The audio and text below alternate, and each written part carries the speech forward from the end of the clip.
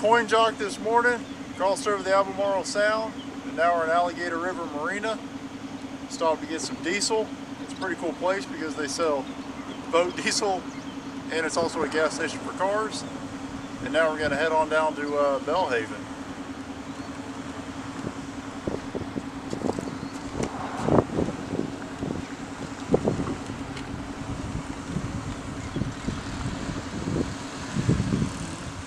It's not every day that you see a bear crossing sign from a sailboat.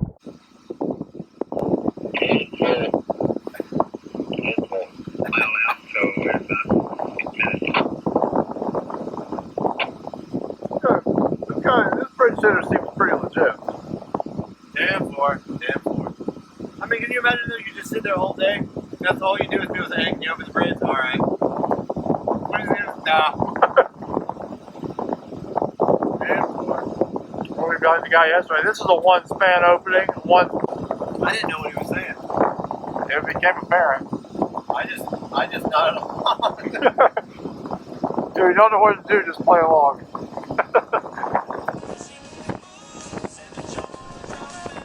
This part of the intercoastal was wide open spaces. With the autopilot and navionics, there wasn't much to do, so we started to play around with the GoPro some.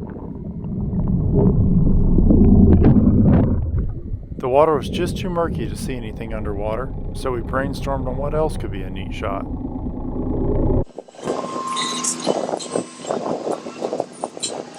What do you think the chance of us ever getting that back are? Yeah, that's perfect. Do you not have another long string instead of a rope? No, I just routinely walk around with a roll of twine in my pocket. Did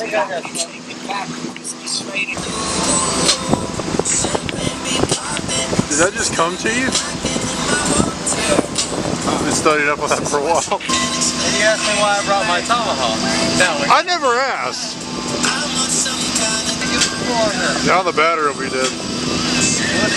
Let's not even recording it. Let's just try it out first. We were able to get this really cool shot with the Wi-Fi feature on the GoPro before the zip ties broke and the GoPro came crashing down on the deck.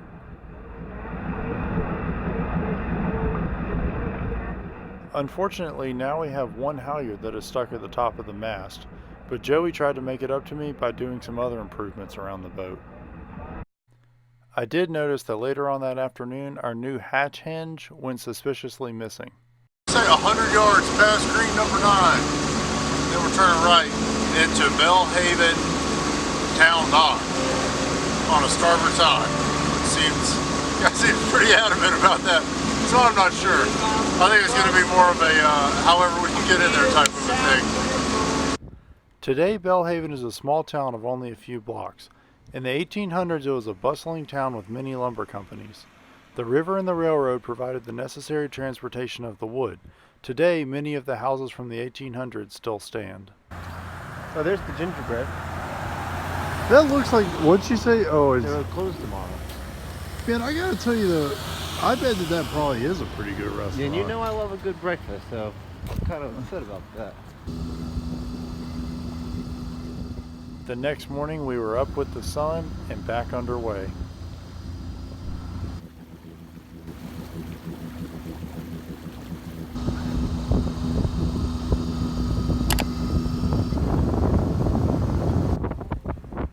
It was nice to finally get a wind direction that was favorable for sailing.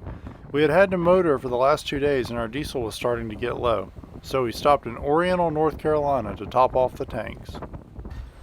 This video doesn't do it justice, but this boat was huge. Another sailor told us that it was owned by a scallop contracting company. He said there is a fleet of 11 boats that go out for months on end. They drag large rakes on the seafloor to catch the scallops, then ferry boats bring the scallops back into the market. We would love to learn more about this operation. If you have any knowledge on this, please leave it in the comment section below. In general, how do you feel about the general sea conditions on the Outer Banks? It's windy. Always. It seems like. Yeah. Like it can sit, do you think it ever blows less than 40? On a nice day, maybe. It's so Do you think we're gonna meet up with our guys from Sea Safari down here at the yacht club in Morehead? Only if they're lucky. We've got a rapport with them. Those are our buddies.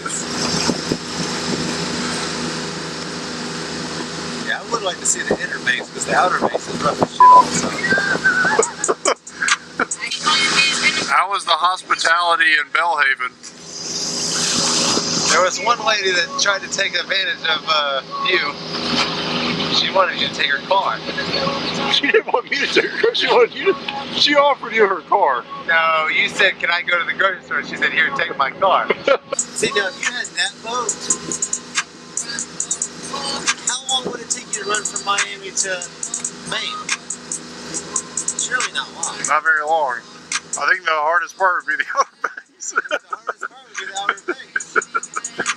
You think that's the old Scholar contractor's boat from when he was a kid? He probably had that when he was like 10. That was what he used in the bathtub.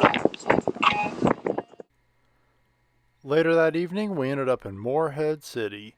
Please join us in episode 4, where we make it down to Southport, North Carolina.